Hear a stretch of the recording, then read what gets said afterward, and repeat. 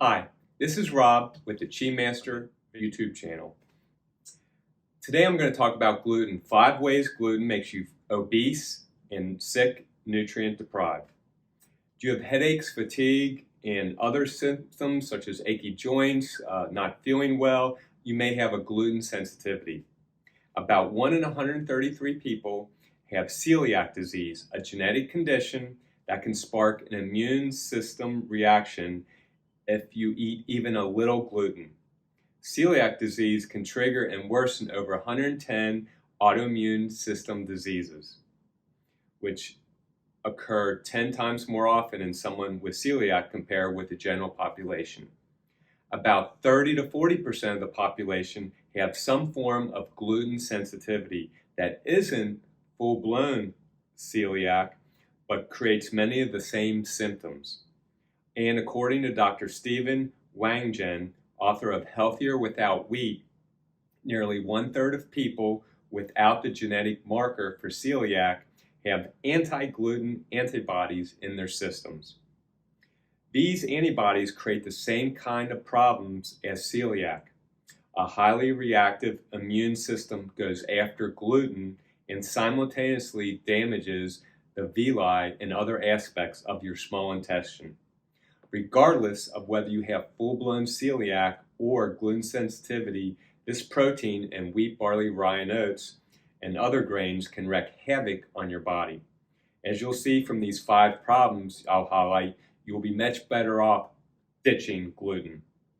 Number 1, gluten creates gut permeability. What does that mean? Gluten contains a protein which damages the tight junctions in your gut. Things not intended to slip through your gut wall suddenly get through, creating an immune response called leaky gut syndrome, which you can do some research on your own, or I'll have a video at some point that go a little bit further in depth into that. Delayed reactions to gluten could occur hours or even days later and include joint pain, brain fog, gastrointestinal problems, anxiety, and even depression. That headache you had this morning could be from the wheat pasta you ate last night. Number 2, gluten triggers inflammation. Besides immune-related symptoms, gluten-induced leaky gut creates inflammation. Chronic inflammation creates every degenerative disease, including diabetes, Alzheimer's, cancer, and obesity. Number 3, gluten-containing foods are low in nutrients, low in vitamins, minerals, and other nutrients compared to vegetables, fruits, nuts, and seeds. And the whole purpose of foods is to get the nutrients that your body, your cells, your organs needs to perform as long as you want to be alive and live in a optimal state of health, which my whole video series will be discussing. Compare nutrient rock stars like spinach, broccoli, strawberries, blueberries, blackberries, red berries, bananas with whole grain bread or wheat pasta. Whole foods come loaded with naturally occurring nutrients, minerals, and phytochemicals, whereas breads, pastas, and other processed gluten-containing foods contain small amounts of cheap fortified nutrients. Number 4, gluten inhibits nutrient absorption. Not only does gluten bring little nutrition to the party, it also steals nutrients that other foods bring. Gluten-triggered permeability, for instance, inhibits your gut from absorbing nutrients and making vitamin B12. Gluten also contains phytates, an anti-nutrient that can block mineral absorption. Not good. Number 5, gluten makes you obese. Gluten contains lectins, which can bind to insulin receptors and create insulin resistance. They can bind to your intestinal lining, causing you to store more calories as fat. To make things worse, lectins can trigger leptin resistance, which makes you feel hungrier even after you've eaten a full meal.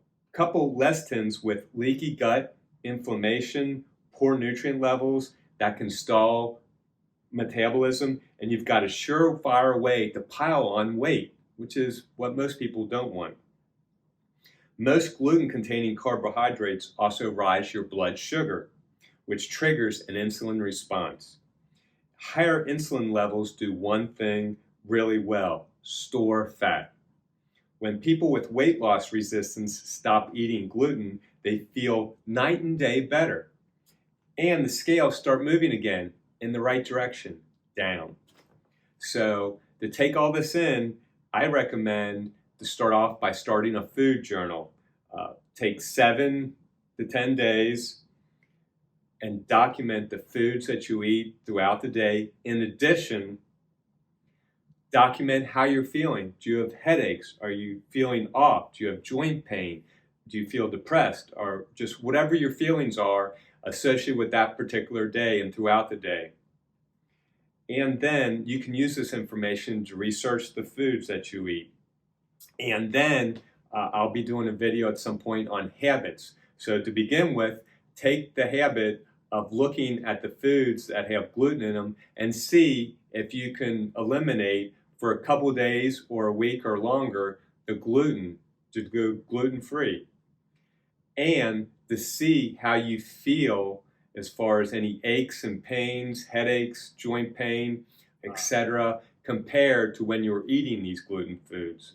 And this will hopefully get you started in the right direction. So I'd like to thank you for your time, and I hope you have a great day today.